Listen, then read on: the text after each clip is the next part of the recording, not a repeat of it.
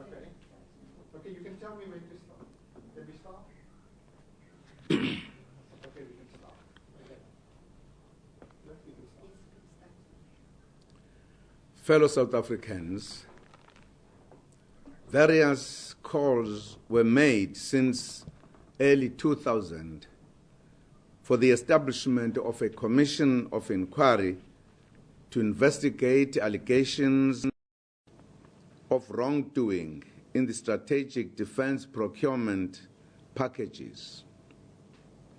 Around November 2010, legal proceedings were instituted in the Constitutional Court for direct access. The applicant in that matter asked the court, amongst others, to declare that the President's failure or refusal to appoint an independent commission of inquiry into allegations of irregularities, fraud, and corruption in the strategic defense procurement packages, which the applicant refers to as the arms deal, was inconsistent with the Constitution. He asked for an order directing the President to appoint within 10 days an independent commission of inquiry under Section 84 2F of the Constitution, read with the Commissions Act 8 of 1947, to inquire into allegations of wrongdoing and to report publicly thereon. On the 12th September 2011, I filed an affidavit in response to the application, wherein I set out that despite not conceding any of the contentions advanced by the applicant, I had decided to appoint a commission of inquiry. On the 24th October 2011, I appointed the Commission of Inquiry into allegations of fraud, corruption, impropriety, or irregularity in the Strategic Defense Procurement Package, also known as the Arms Procurement Commission. The commission was chaired by Judge Willie Seriti of the Supreme Court of Appeal, Judge Henrik Tekiso Musi, then Judge President of the Free State High Court, and Judge Francis Lekhodi of the North Gauteng High Court. Judge Lekhodi resigned a few days before the commission was to start public hearings, and the two judges continued with the work. The final report, which consists of 3 volumes, was delivered to me on the 30th December 2015. I undertook to process the report and in due course make further communication on the matter. Having considered the contents of the report and the findings thereof, I have taken a decision to release the 3-volume report to the public. Included in the Commission's terms of reference were the following: the rationale for the strategic defense procurement package. In other words, why the country needed it. Whether the arms and equipment acquired are underutilized or not utilized at all.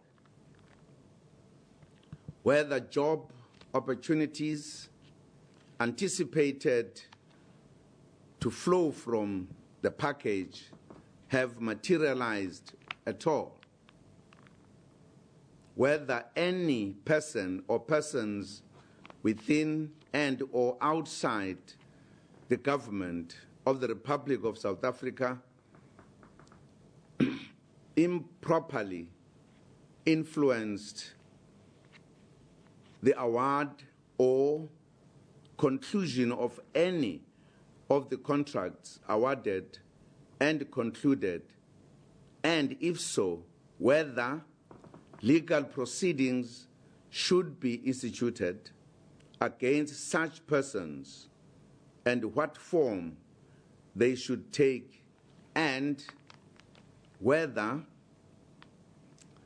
any contract concluded is tainted by any fraud or corruption capable of proof such as to justify its cancellation and the ramifications of such cancellation.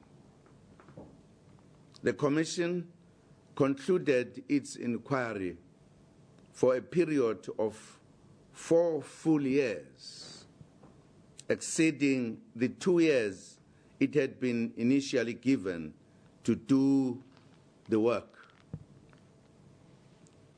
The inquiry involved conducting private investigations and interacting with entities and persons with knowledge of the strategic defense procurement package. Public hearings took place between 19 August 2013 and June 2015, and 54 witnesses appeared before the Commission. The key witnesses included former President Thabo Mbeki and former ministers of his cabinet. Serious allegations had been made by individuals in the media that investigators abroad had collected evidence of wrongdoing in the strategic defense procurement package linked to some of the winning bids. To verify these assertions and obtain the evidence that had been gathered, the Commission undertook visits to the United Kingdom, Sweden, France, the United States of America, Switzerland, Germany, and Liechtenstein. After the extensive process of gathering information from various sources, the Commission made the following findings. 1, on the rationale for the package, the Commission found that it was necessary for the South African National Defence Force to acquire the equipment it procured in order to carry out its constitutional mandate and international obligations of peace support and peacemaking.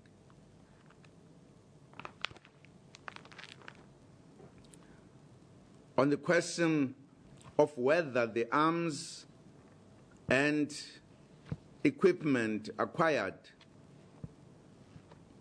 are underutilized or not utilized at all, the Commission found that all the arms and equipment acquired are well utilized. 3, on whether the job opportunities anticipated to flow from the package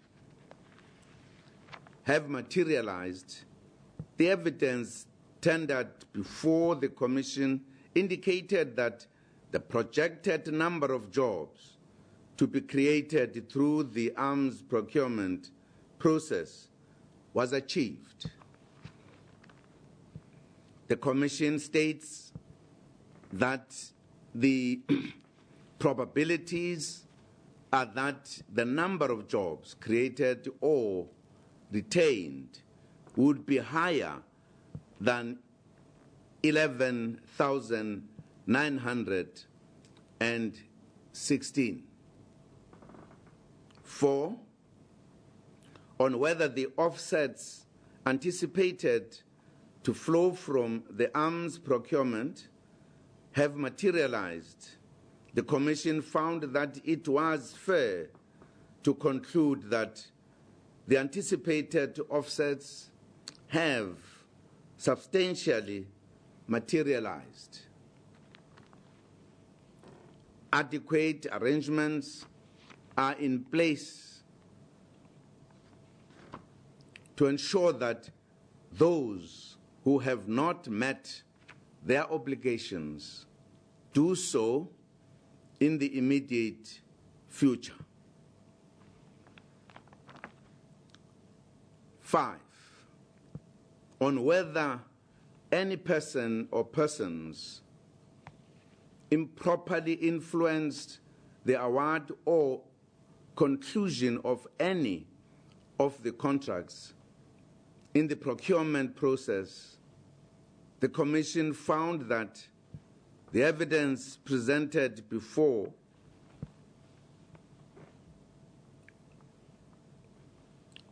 it does not suggest that undue or improper influence played any role in the selection of the preferred bidders, which ultimately entered into contracts with the government. 6, on whether any contract concluded through the procurement process is tainted by any fraud or corruption, the Commission states that the widespread allegations of bribery, corruption, and fraud in the arms procurement process, especially in relation to the selection of the preferred bidders and costs, have found no support or collaboration in the evidence, oral or documentary, placed before the Commission.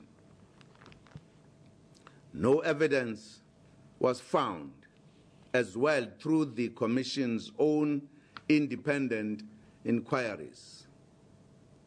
The Commission also probed the engagement of consultants by some of the bidding companies.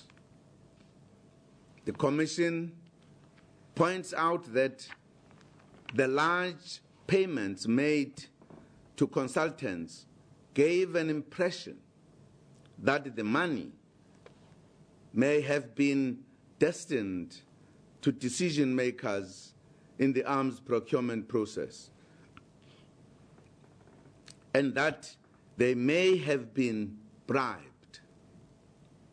The fact that some of the consultants knew or had personal contact with some of the senior politicians in the government of the day was cited as collaboration.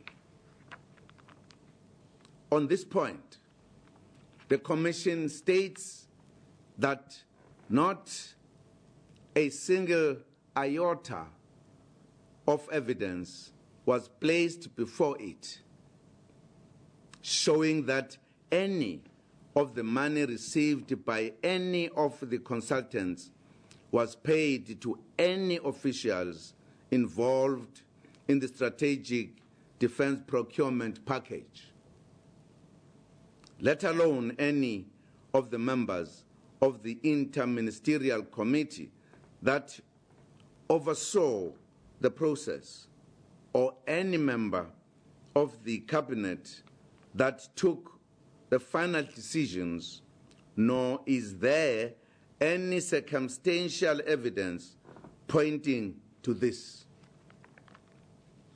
The Commission states that the preferred bidders confirmed that the money was for the consultants' services and nothing else. Some of the individuals implicated in the allegations of wrongdoing gave evidence before the Commission and refuted the allegations and insinuations leveled against them. None of them was discredited as a witness. Members of the interministerial committee that oversaw the whole process and recommended preferred bidders to the full cabinet, which approved the recommendations unaltered, have given evidence before the Commission and refuted any suggestions that they may have been bribed or unduly influenced in any way whatsoever to take the decisions they took. None of them was discredited as a witness. The key members of the technical teams that conducted the extensive evaluations of all the offers gave evidence and refuted any suggestion that they may have been unduly influenced or any way manipulated to produce the relevant scores or rankings.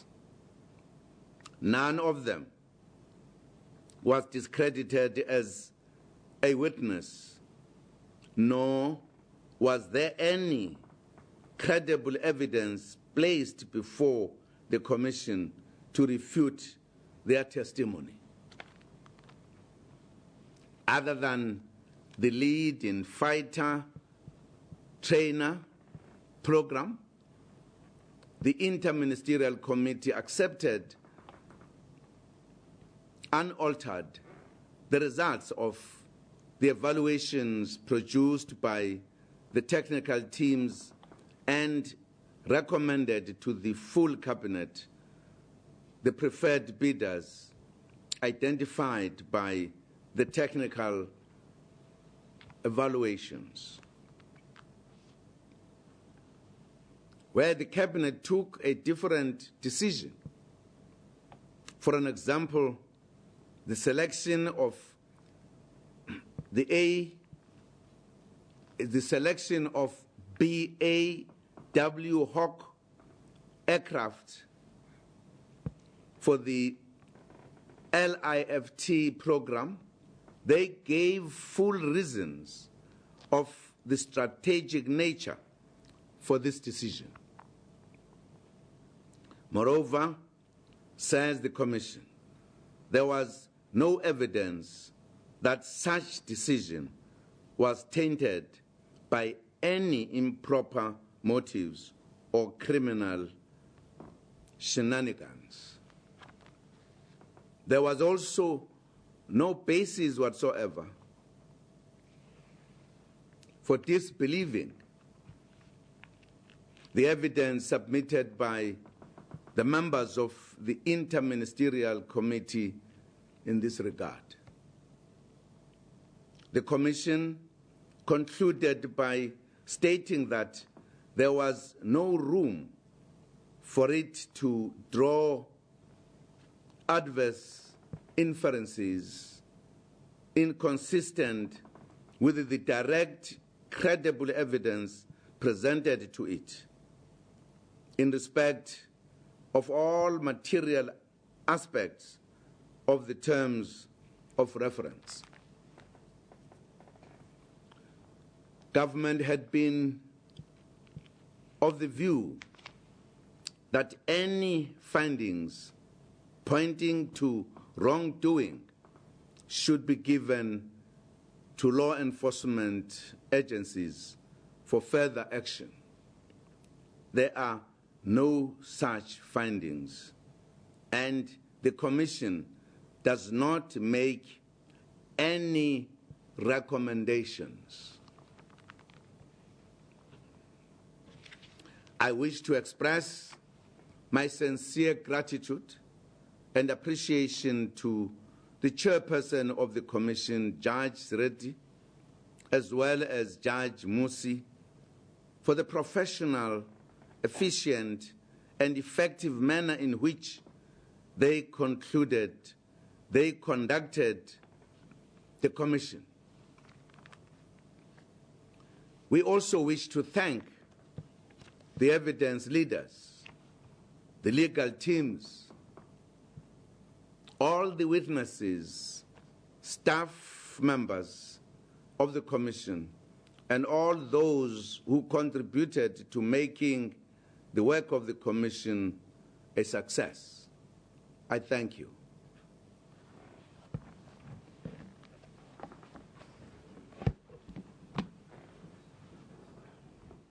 There you have it, President Jacob Zuma on the procurement report, live here on SAB, on Channel 404, as well as on SABC2. Now, you heard there, finally, no adverse findings by the committee. You have it, that's the report there. So thank you to our SABC2 viewers who have joined us. We now continue. In a short while, we'll be crossing live to the Department of Housing.